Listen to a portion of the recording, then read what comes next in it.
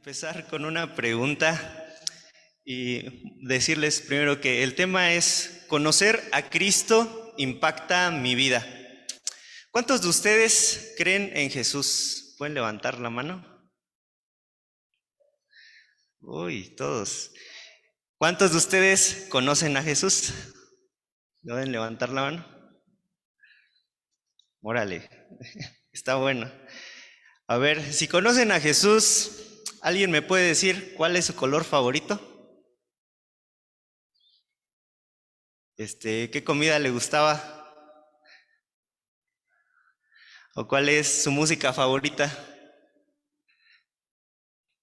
¿No? ¿No sabemos? ¿O sí sabemos? Pues esto lo pregunto porque muchas veces nosotros tenemos formas de conocer a una persona. Y podríamos preguntarnos, ¿cómo es que nosotros conocemos a una persona? Regularmente lo que hacemos es preguntarle qué cosas les gusta, qué cosa no le gusta, y conocer ya sea algo de música, de alimento, porque a veces los invitamos a comer a aquellas personas que conocemos, ¿no? O a pasar un tiempo, por ejemplo, si le gusta el fútbol, pues a jugar; si le gusta el básquetbol, también. Y así es como nosotros en nuestra vida cotidiana procuramos conocer a una persona.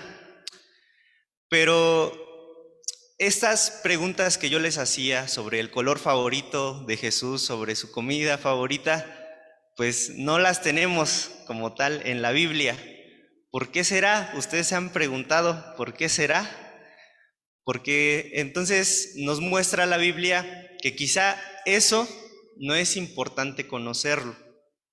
Entonces hay algo que verdaderamente importa conocer.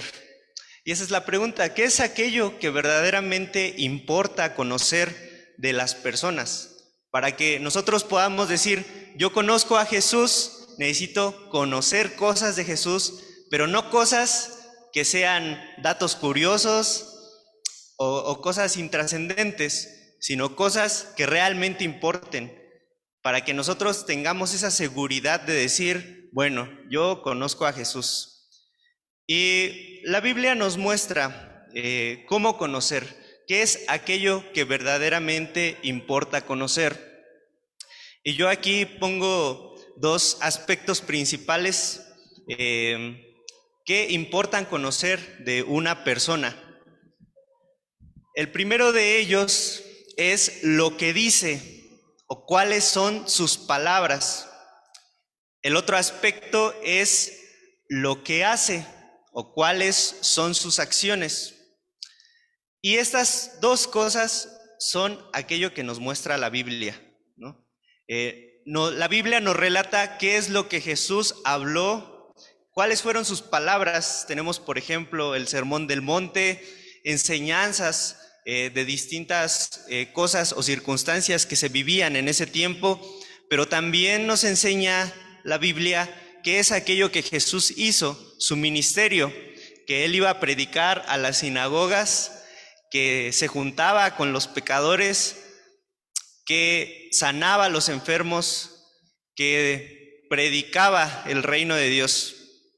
Y estas son dos cosas principales, pero estas mismas nos hablan de dos aspectos más.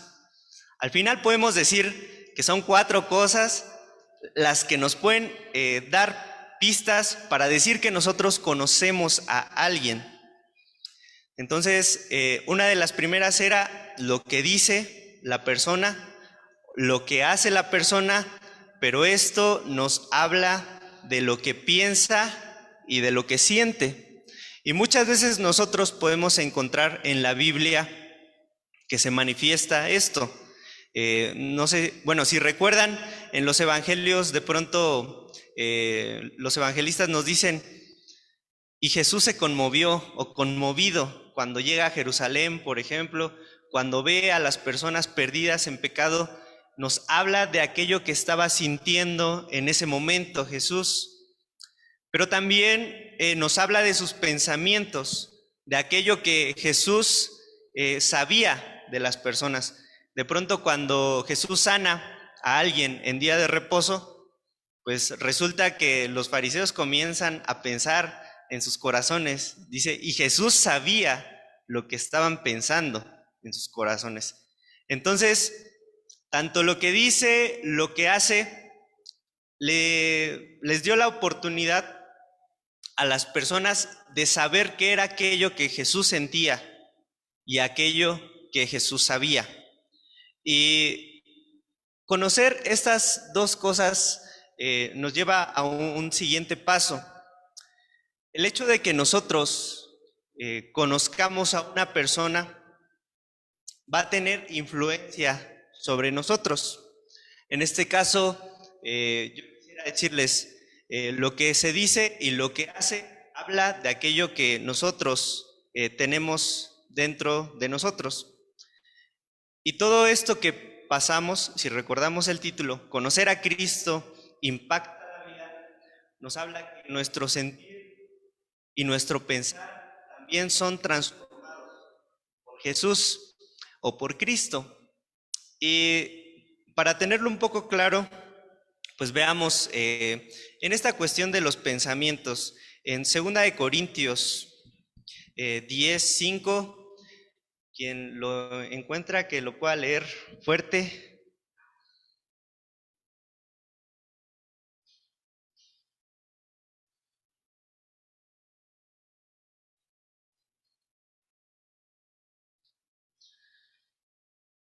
Segunda de Corintios 10:5.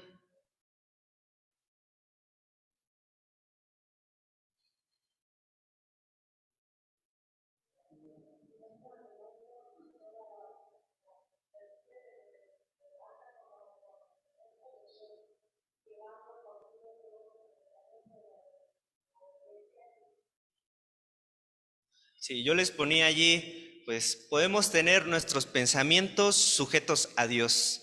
El siguiente punto es nuestros sentimientos sujetos a Dios. Y ahí puse Filipenses 2, del 5 al 8. ¿Alguien más que lo pueda buscar y lo pueda leer?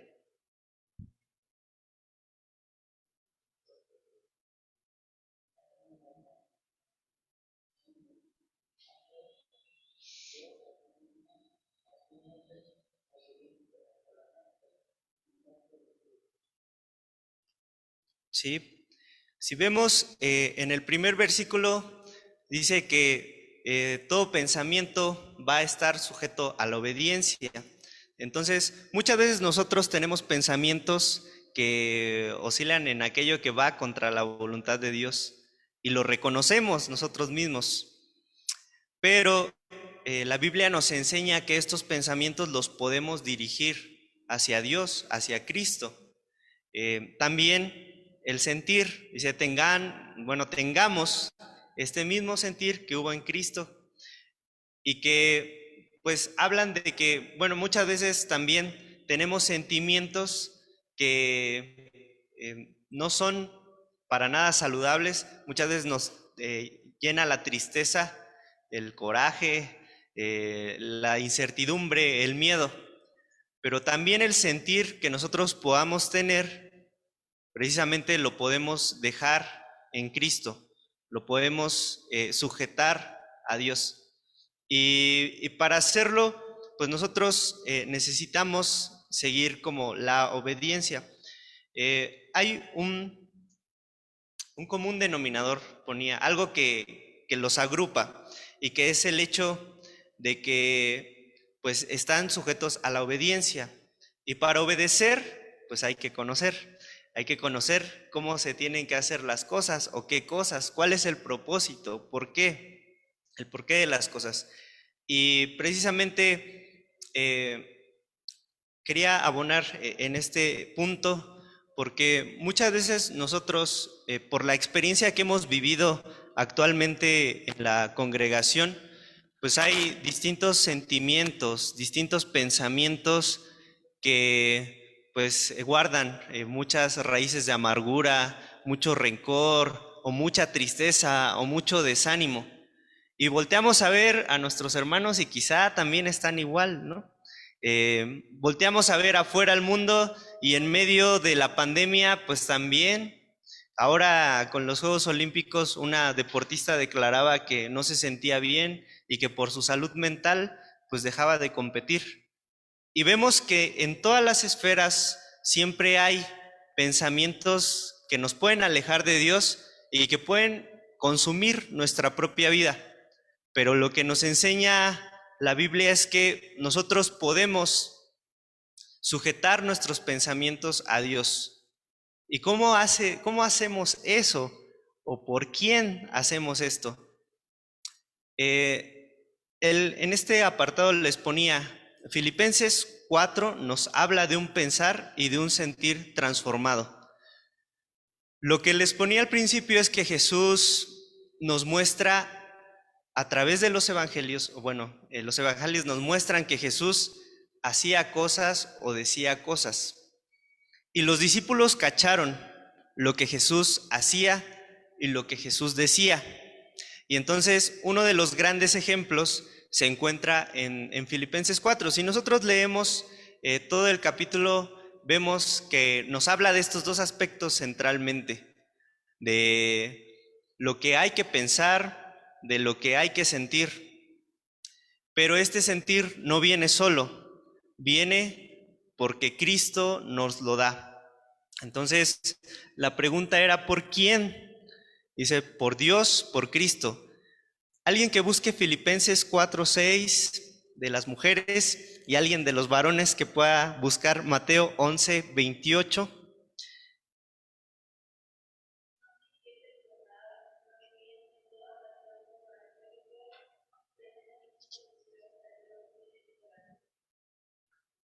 Mateo.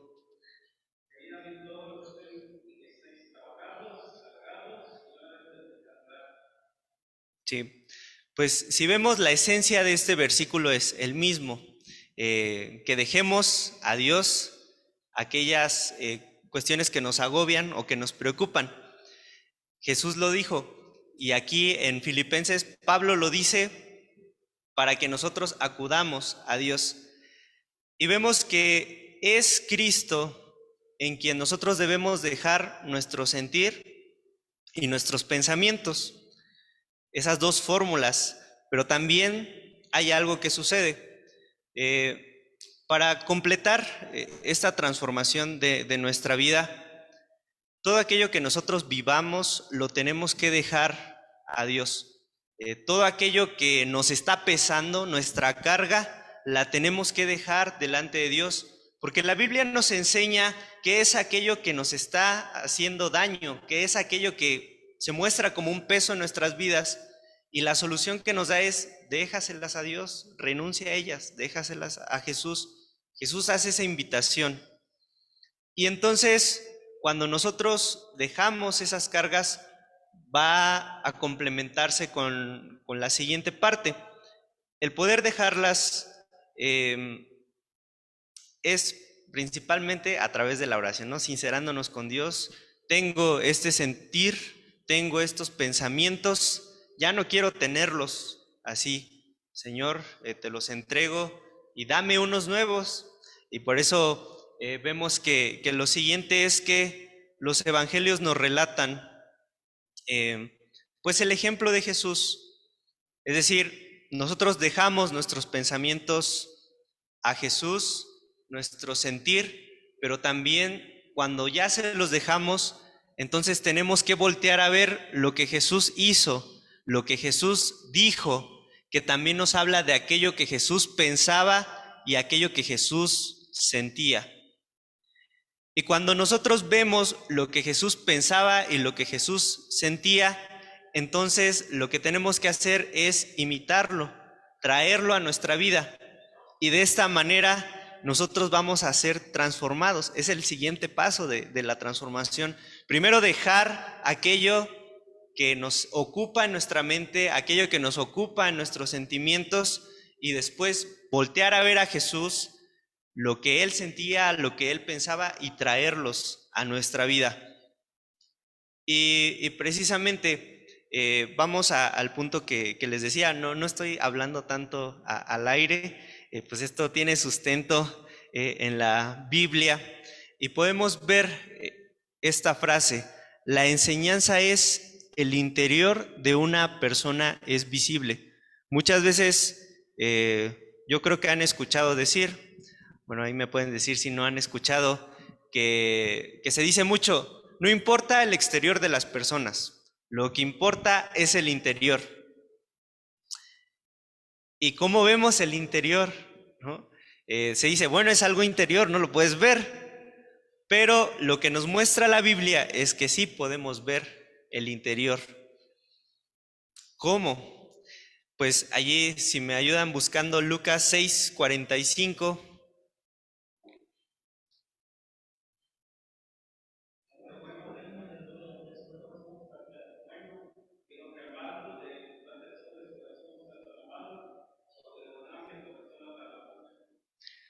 Entonces, hermanos, ¿el corazón está afuera de nosotros o está dentro de nosotros? Está dentro de nosotros. Dice que de la abundancia del corazón habla la boca. ¿Dónde está la boca? ¿Qué sale de la boca? Sí, lo que está dentro sale, ¿no? Entonces, aquello que está dentro puede conocerse en aquello que sale.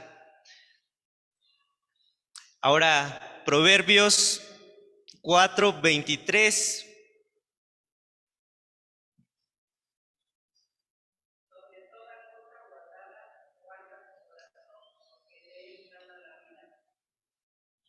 Bueno, yo les ponía la Nueva Traducción Viviente que dice: sobre todas las cosas cuida tu corazón, porque este determina el rumbo de tu vida. En otras versiones se cambia este determina, porque más parecido a la Reina Valera, donde dice: sobre todas las cosas cuida tu corazón, porque este es la fuente de tu vida. La idea va un poco similar, quizá falta conectarlo mejor. Yo quería ponerles la siguiente parte sobre el origen-destino. Muchas veces se dice que de donde comienzan las cosas, si una cosa comienza mal, termina mal. Si una cosa comienza bien, puede terminar bien.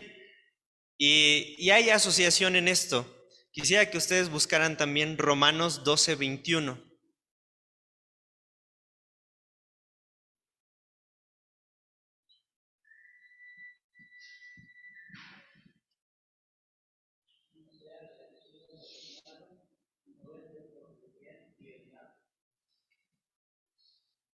Fíjense, con el bien al mal.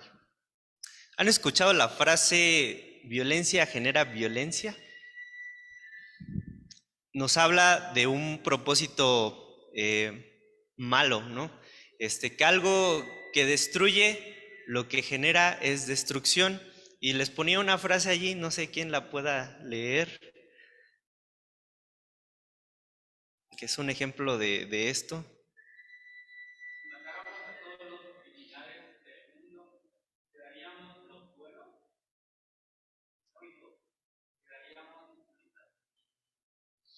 Es una frase que nos pone a pensar, no precisamente que sea la verdad, no, pero que nos lleve a ese punto. Si nosotros queremos vencer al mal con el mal, lo que termina ganando es el mal, ¿no? En consecuencia.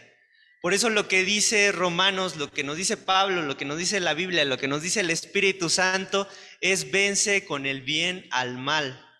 Porque cuando el bien vence sobre el mal ya no queda, termina ganando el bien. Y es una de las cuestiones que nosotros debemos de tener muy claras. De hecho, me surgía en la semana un pensamiento al respecto por una situación también de los Juegos Olímpicos, eh, de los purismos. ¿Cómo decirlo? De aquello que las personas buscan proteger. Hay purismos que se dan en función de rechazar algo. Hay purismos que solo se buscan dentro de aspirar a lo bueno. Dos ejemplos. Los fariseos eran puristas, rechazaban a todos aquellos que cometían pecado. Es un purismo que excluye, un purismo que desprecia. Y por otro lado están el purismo que no desprecia, sino que acoge, que recibe y que aprecia, que, por ejemplo, la santificación es que nosotros estemos sin mancha, pero para que nosotros tengamos una vida mejor. Y hay dos propósitos distintos dentro de aquello, y ese es el origen. El origen puede ser el aprecio de la vida, la santificación o el desprecio.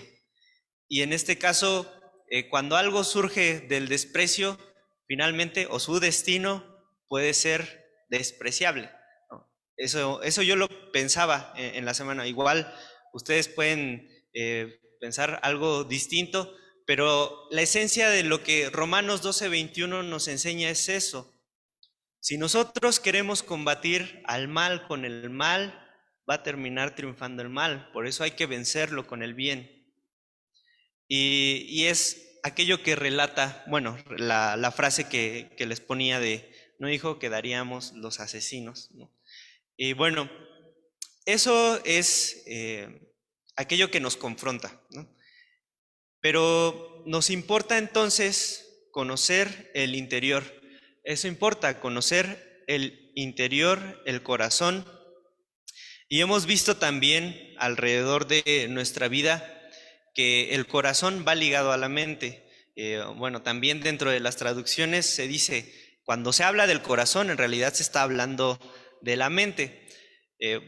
Son asociaciones que es importante tener en cuenta, y precisamente cuando nosotros conocemos el interior, el corazón, la mente, y nosotros procuramos esa transformación allí, es entonces como se va a dar un cambio exterior, bueno, se va a mostrar exteriormente.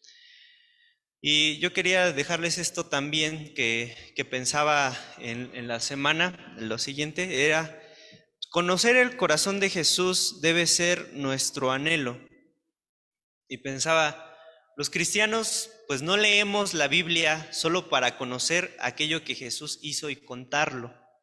Leemos la Biblia para comprender las motivaciones de Jesús, su mente, su sentir, para también hacer las cosas que hizo nosotros.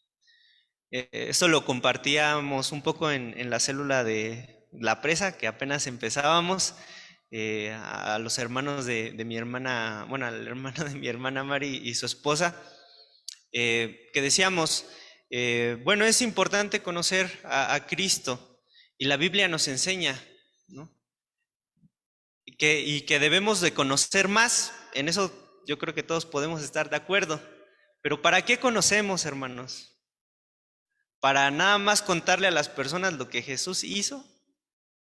No, o sea, nosotros conocemos para hacer las cosas que Jesús hizo. De eso se trata ser discípulos, hacer las cosas que nuestro Maestro hizo.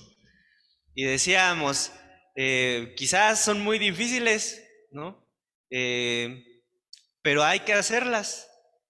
Poner la otra mejilla cuando ya me dieron el primer golpe, apoyar a las personas necesitadas, proclamar la liberación de las vidas, de las almas cautivas por el pecado. Tenemos que hacer lo que Jesús hizo, no solo quedarnos con ese conocimiento y atraparnos en él. Y esto también se los digo con sustento. El sustento está en Juan 17, del 20 al 22. Es una oración que Jesús hace por sus discípulos. O sea, ¿y quién me ayuda a leerlo?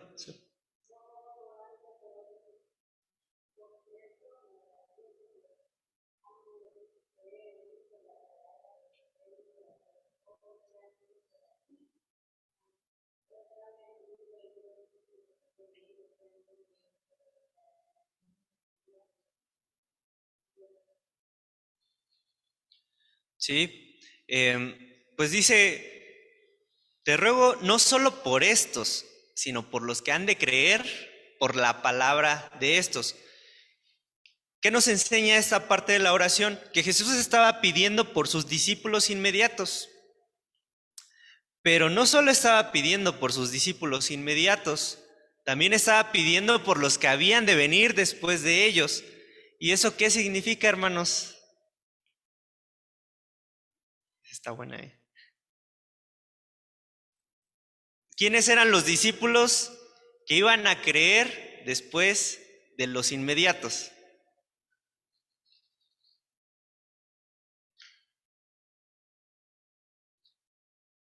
¿No se le ha ocurrido que es usted? Nosotros somos los discípulos que íbamos a creer después de los discípulos inmediatos. Y entonces, ¿qué significa eso? Que esa oración nos incluye a nosotros. Entonces Jesús está pidiendo por todos sus discípulos, no solo los que compartieron su ministerio 3 años con él, sino por los que iban a venir años, siglos después, nosotros. Y precisamente en el versículo 22 dice: la gloria que me diste yo les he dado a sus discípulos inmediatos y a nosotros, para que sean uno, así como nosotros somos uno. Qué palabras tan fuertes, ¿no?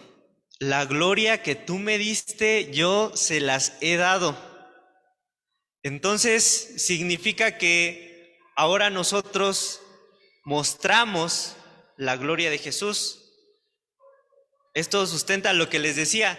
No solo leemos la Biblia para conocer lo que Jesús hizo y después contarlo. Conocemos la Biblia, conocemos a Jesús para que entonces nosotros podamos hacer lo que Jesús hizo. Y eso marca una diferencia en nuestras vidas. Ya vimos que hay que dejar nuestro sentir, nuestros pensamientos en las manos de Jesús, pero también hay que seguir su ejemplo y comenzar a hacer lo que Él hizo. Y entonces también nuestro sentir y nuestros pensamientos van a estar transformados. Y les ponía, si nos decimos cristianos, pues deberíamos saber qué hizo nuestro ejemplo, ¿no? Eso también se los decía en esa célula. Ya ahí tenemos los evangelios. Si nos decíamos cristianos, también deberíamos hacer lo que hizo nuestro ejemplo, Jesús. Y precisamente lo que les decía en esa ocasión, el primer elemento que tenemos para conocer lo que Jesús hizo está en los evangelios. O sea, porque allí nos relata directamente: Jesús estuvo aquí en la tierra y predicó esto. Y hasta en algunas Biblias aparecen las letras en color rojo, ¿no? Se han visto. Pero también nos dice, no solo dijo esto Jesús, también hizo esto. Y entonces allí tenemos el evangelio de Mateo, el evangelio de Marcos, el evangelio de Lucas y el evangelio de Juan, que nos hablan directamente de lo que Jesús hizo. Y entonces nosotros podemos conocer su ejemplo y poder seguirlo. Y les ponía después, entonces conocer a Jesús es lo más importante para impactar la vida. Y les tenía unas preguntas, bueno, ya se las contesté allí, para ahorrarnos un poquito, porque luego son muy silenciosos, hermanos. ¿Importan las profecías? Sí, importan las profecías. ¿Importa la ley? Sí, importa la ley. ¿Importa la historia? Sí, también importa la historia. ¿Importa la literatura? Sí, importa la literatura. Pero importan porque todas ellas apuntan y dan testimonio del que había de venir. Apuntan al testimonio de Jesús. Y entonces, ahora sí, teniendo ya su ejemplo enfrente, ¿no debería impactarnos más? Tenemos el ejemplo de Jesús directo, y esto se los comento también por si ustedes comienzan a tener discípulos y dicen, bueno, no sé cómo, quizá ya le prediqué de la palabra de Dios, pero ahora no sé qué paso sigue. Pues se lo echo al hermano que es el encargado de la célula, ¿no? No, no se trata de eso, hermanos, sino de prepararnos nosotros. Les digo, ¿qué es lo que tenemos que hacer? ¿Cuál es nuestro pilar principal como cristianos? Chutarnos estos evangelios, leer estos evangelios, meditarlos y comprender. No solo es saber lo que hizo Jesús, sino ver a través de lo que hizo o lo que dijo, aquello que pensaba y aquello que sentía. Y de hecho lo podemos ver también en los mismos evangelios. Yo no me imagino que Marcos sabía lo que Jesús estaba pensando en ese momento, cuando se enfrentaba con los fariseos y por qué les contestaba lo que les contestaba. Lo comprendió después, me imagino, y después lo registró. Y por eso dice, y Jesús sabía lo que pensaban, ¿no? Y también, pues, no me imagino, bueno, quizás sí, más en el sentir. Y Jesús fue conmovido, lo podían ver en su rostro, lo podían ver en su preocupación por las personas y entonces lo registraban para que nosotros supiéramos. Pero también esta palabra que nosotros podemos leer no solamente está allí para conocer los hechos, sino para conocer lo interior, cuál es el corazón de Dios, cuál es el corazón de Jesús en todo lo que hizo. Por eso no nos agotamos la lectura de los evangelios de una sola vez. Lo leemos una segunda vez y encontramos más cosas. Lo leemos 3 y más cosas. Lo leemos 10 años después y encontramos más cosas. Pero tenemos que volver siempre a estos. Entonces, hermanos, si quizá podemos decir, bueno, quizá no he leído la Biblia en un año completamente, pero mínimo los evangelios sí, los tengo, tienen que estar de cajón esa parte. Y yo les decía, ¿importan las profecías? Sí, hay muchos libros proféticos, profetas menores, profetas mayores, nos importan, porque ellos apuntan hacia Jesús. Que si nos importa la ley, el Pentateuco, la parte específicamente hacia Deuteronomio, Levítico, sí nos importa porque ellas también apuntan hacia Jesús. Eso nos lo revela Hebreos, ¿no? Lo podemos ver.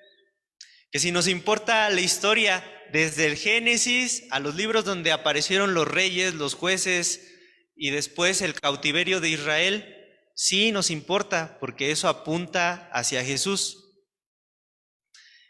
Por eso nos importa la historia y la literatura sobre los salmos, sobre los proverbios, Eclesiastés. ¿Nos importa? Sí, porque hacia ellos apunta la escritura, hacia Jesús. Y entonces debemos recuperar o retomar ese aprendizaje de la palabra para entonces seguir siendo transformados en nuestra mente. Y es entonces que conociendo a Jesús, a través de lo que hizo directamente, sus evangelios, pero a través de aquello que daba testimonio de él, es entonces como vamos a impactar nuestra vida. Y les ponía también, pues a eso nos llamó Cristo, a seguirlo, a que tengamos bien presente su ejemplo y que podamos pues darle continuidad a la vida que él tuvo nosotros. Porque ese es también el ministerio de la iglesia, que nosotros podamos ser el cuerpo de aquel que estuvo presente en su momento en la tierra, pero que ahora no está, estamos nosotros, sus discípulos. Y precisamente, pues esa es parte de el aprendizaje o la enseñanza. Y bueno, yo les ponía una pregunta. Pues Cristo nos llamó a seguirlo, pero a veces también hay obstáculos o hay barreras. Pensaba un poco tanto por una situación que viví yo, como una situación que veo que viven también personas que asisten a la iglesia. No digo que, así, no les digo hermanos porque pasa, ¿no? que no todas las personas que asisten a una iglesia pues son cristianos. O sea, pueden venir y cumplir con el papel religioso, pero eso no implica que su mente, su corazón esté transformado y que entonces hagan lo que Jesús hizo. Cuando nosotros hacemos lo que Jesús hizo, entonces podemos decirnos cristianos, ¿no? Pero no solo de hacerlo, porque también hay un momento donde varios dicen en la Escritura que Jesús en el juicio llama y entonces se presentan las personas y están del lado de aquellos que van a ser pues echados al lago de fuego.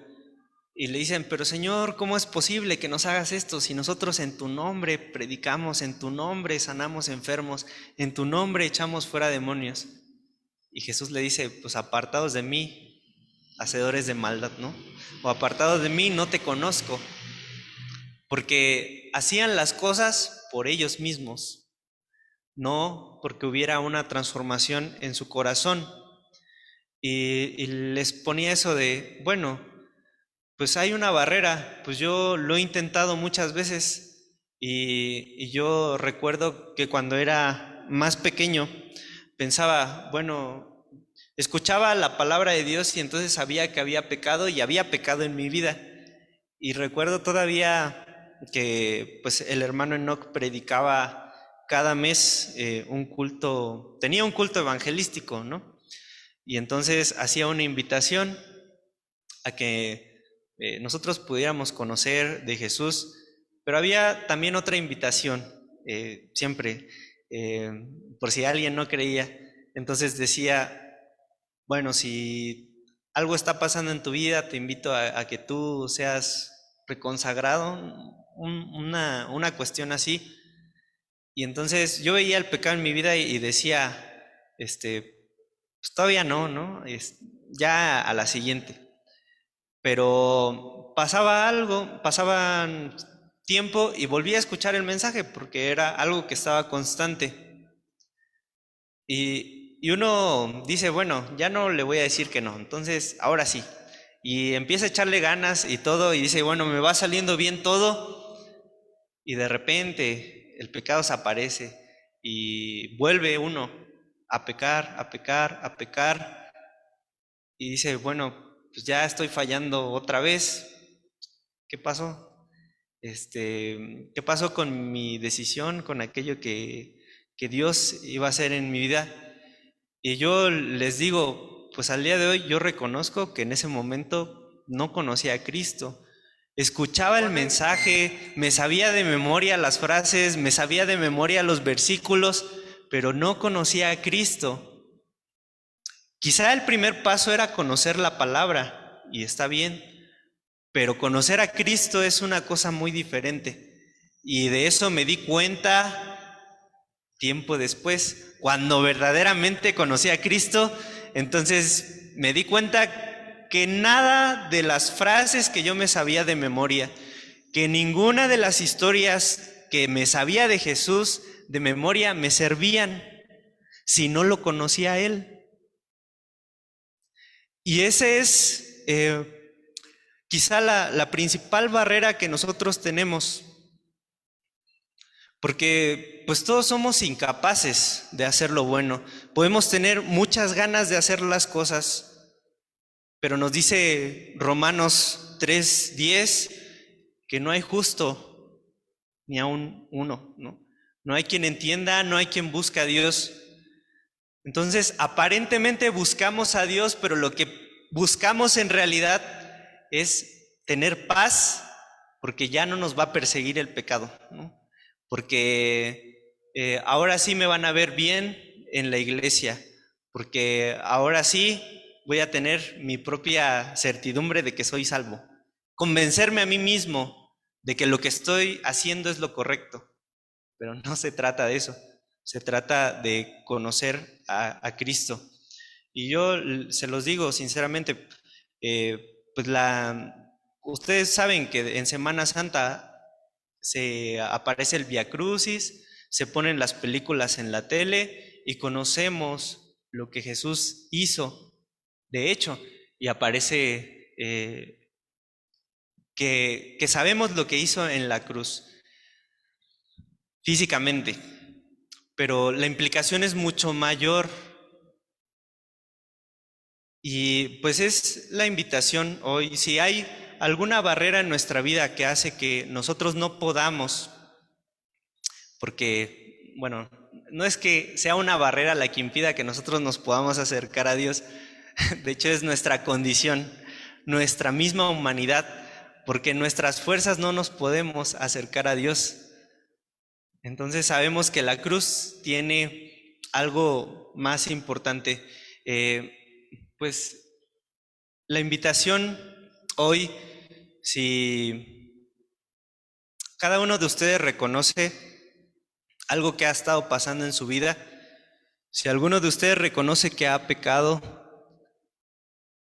puede estar pensando, bueno, si yo trato de hacer las cosas bien, a lo mejor me sale y ya me acerco a Dios, pero no se trata de eso. Se trata de ver la cruz con las implicaciones que eso tiene. Y les decía, pensemos quizá en nuestro pecado, porque ahí está una clave, ahí están las veces que nosotros nos hemos separado de Dios, que es todo el tiempo, y que si nosotros lo queremos arreglar por nuestras propias fuerzas, pues no podemos. Y entonces, pues nosotros encontramos también que el pecado no va solamente solito.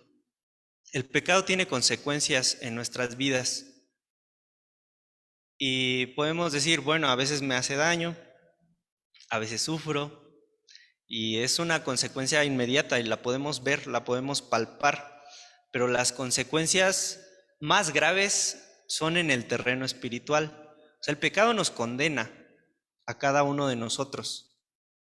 No nos dice Romanos 3:23 que por cuanto todos pecaron, están destituidos de la gloria de Dios.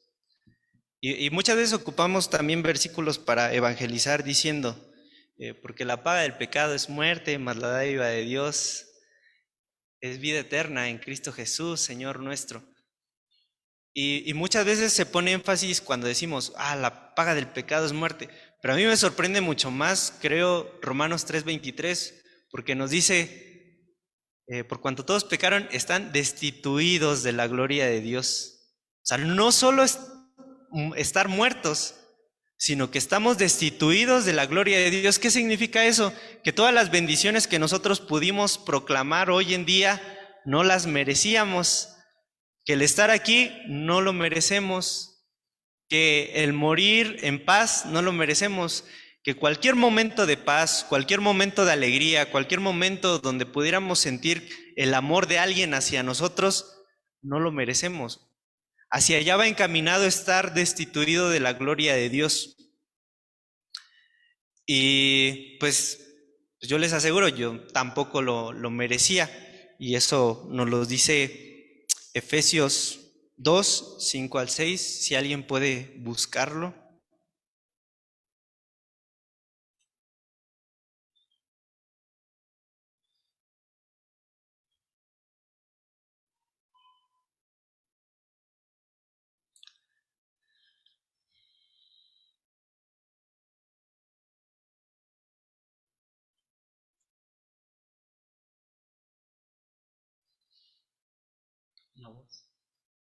Que lo lea. Bueno, que lea estos dos.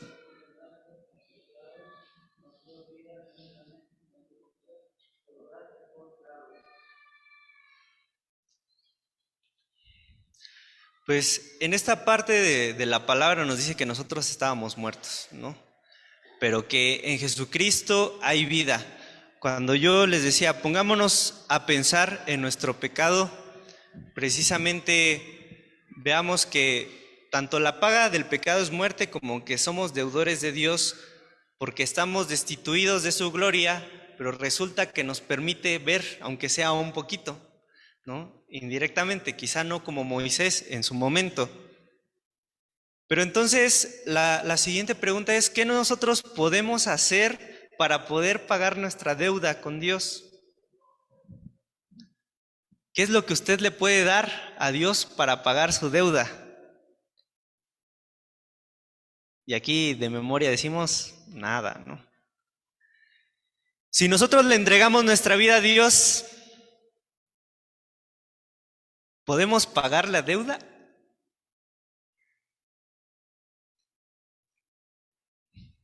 Está buena esa pregunta porque decimos muchas veces, yo entregué mi vida a Cristo, pero ese es el centro de cómo se paga la deuda. No. O sea, lo que hace por eso la invitación de la cruz es saber que nuestro pecado tiene consecuencias y que nos aleja de Dios. No solo eso, nos condena, nos destituye de toda gloria posible, y aún nosotros teniendo esta vida tenemos un poquito de la gloria y somos deudores completamente de Él. Y no hay nada que nosotros podamos hacer en nuestras fuerzas, ni entregando toda nuestra vida, podemos pagar esa deuda. Y el único que hace o que pagó esa deuda fue Cristo Jesús.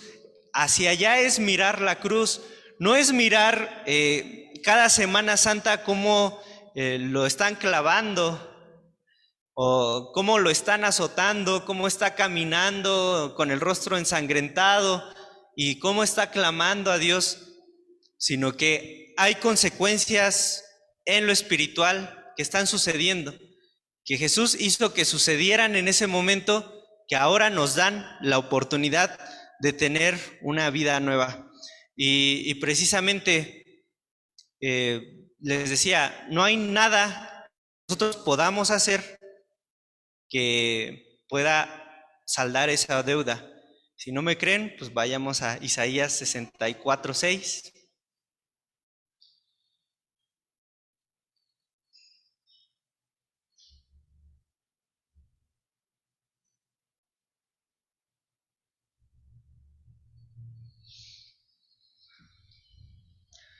¿Qué dice alguien que pueda leer?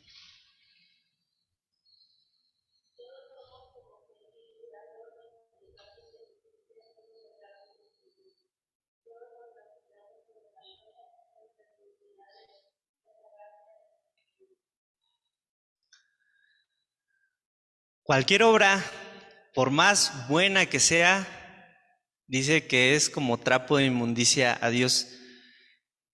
¿Y Dios acepta trapos de inmundicia? ¿Le podemos pagar a Dios con trapos de inmundicia? Pues no, no se puede. Por eso les digo, lo que pasó en la cruz fue mucho más grande, y les digo, no solo en lo físico, sino en lo espiritual, porque cuando nosotros comprendemos ese mensaje o comprendemos lo que sucedió, nos damos cuenta que Jesús hizo algo en otra dimensión, que está y que nos puede llevar toda la vida el entenderlo.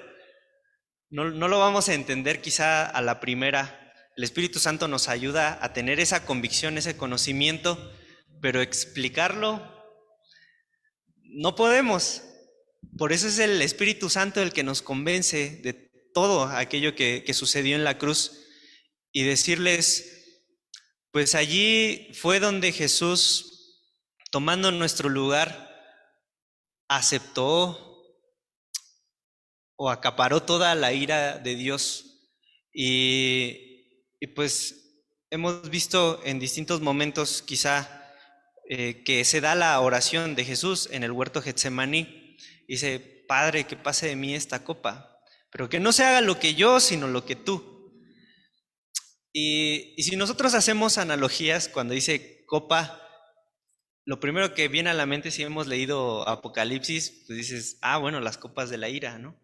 Entonces, si tú piensas, ¿qué copas puede haber recibido Jesús? ¿Qué copa dice, no me des esta copa? Pero bueno, si es lo que tiene que suceder, pues entonces sí. Pues implica que el castigo de Dios estuvo sobre él en todo ese tiempo. Y entonces, pues nosotros también lo podemos refrendar en Isaías 53, pues que el molido fue, o sea, cuando dicen molido yo me imagino que sí fue totalmente triturado, destruido. O sea, la ira de Dios fue tan grande sobre él que dice que fue molido. Y es todo ese sufrimiento en el mundo espiritual lo que también Jesús aceptó y tomó en lugar nuestro. Entonces, hacia allá va la cruz, hacia todo aquello que tenía que pagarse, que nosotros teníamos que hacer delante de Dios, Jesús ya lo pagó. Y ese es uno de los grandes misterios de la vida, el misterio de la cruz, que el Espíritu Santo es el que revela. Y pues decirles que, pues sí, Jesús murió por mí, murió por ti, por cada uno de nosotros, pero nos toca también a nosotros saber cuál es nuestro papel. Y también muchas veces se dice, bueno, hay que aceptar a Jesús en nuestro corazón.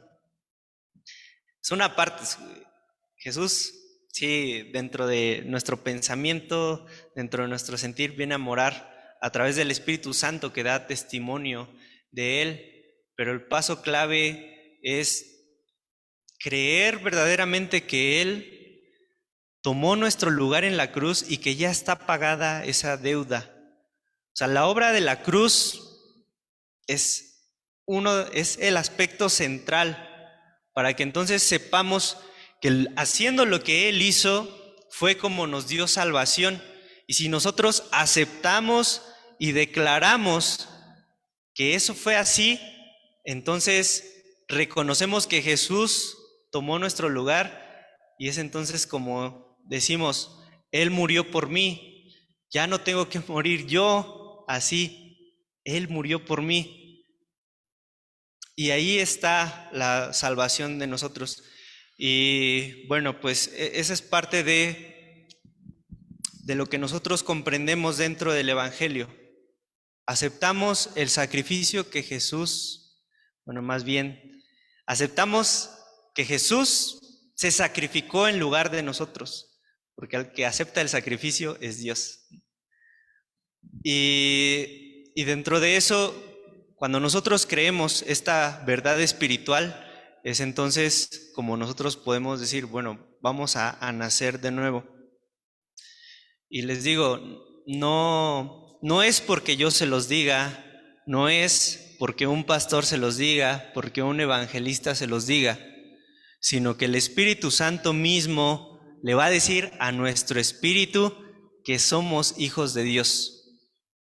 Y en ese momento comprenderemos que no se trató de un asunto de saberme las cosas de memoria, que no se trató de un asunto de, pues yo hacerlo por mis propias fuerzas, de buscar el momento adecuado para servir a Dios, sino de comprender ese sacrificio y reconocer que fue así y que mi lugar ya fue tomado por Jesús en la cruz. Y entonces, cuando nosotros pensamos eso en nuestra vida, cuando el Espíritu Santo nos convence, entonces estamos listos para seguir el llamado. Les decía, ¿qué barrera hay? Pues la invitación es mirar hacia la cruz, hacia allá hay que mirar. Ahí estuvo Jesús en lo más bajo, pero ahora Él te invita a su gloria. Y precisamente muchas veces se dicen de los pasos, el último es, pues en esa invitación que Jesús hace tanto a Nicodemo como a cada uno de nosotros, lo que predicaban los apóstoles, lo que predicaban otros evangelistas en otro tiempo, es que nosotros debemos arrepentirnos de nuestra vida.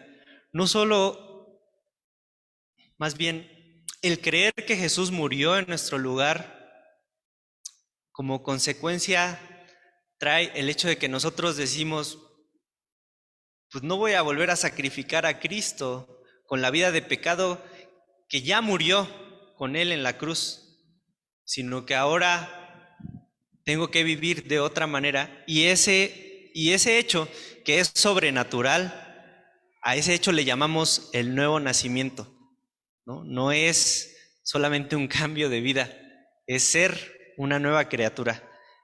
Y eso solo lo concede Dios. Y bueno, pues los pasos son, les decía, pues arrepentirnos de nuestro pecado, renunciar a nuestra vida, a los planes que nosotros teníamos, a dejar aquello que estaba ahorita, que nosotros pensábamos que era lo mejor que podíamos hacer de nuestra vida, renunciar a eso, buscar a Dios y ver hacia la cruz, y entonces cuando nosotros vayamos comprendiendo, comenzaremos a ver el reino de los cielos. Les ponía ahí, porque ya está aquí, el reino de los cielos se ha acercado. No es cuando nosotros muramos, ¿a dónde vas a ir? El reino de los cielos se ha acercado, es ya está aquí, no es allá, ya está aquí. Y es aquí, tan aquí, que Jesús nos llama hoy en cada predicación que se da de su palabra. Y pues vamos a orar, hermanos. Bendito Señor, gracias te damos por recordarnos cómo tú impactas nuestra vida. Señor, sabemos que hiciste grandes obras en la tierra y nos dejaste testimonio de ellas en los evangelios. Gracias porque pusiste hombres que pudieron registrar esos hechos, pero también, como tu discípulo Juan nos recalcaba, que podían escribirse muchos libros y llenarse todas las páginas del mundo y no podríamos alcanzar a saber todo aquello que hiciste, que realizaste, pero también aquello que pensabas y que sentías.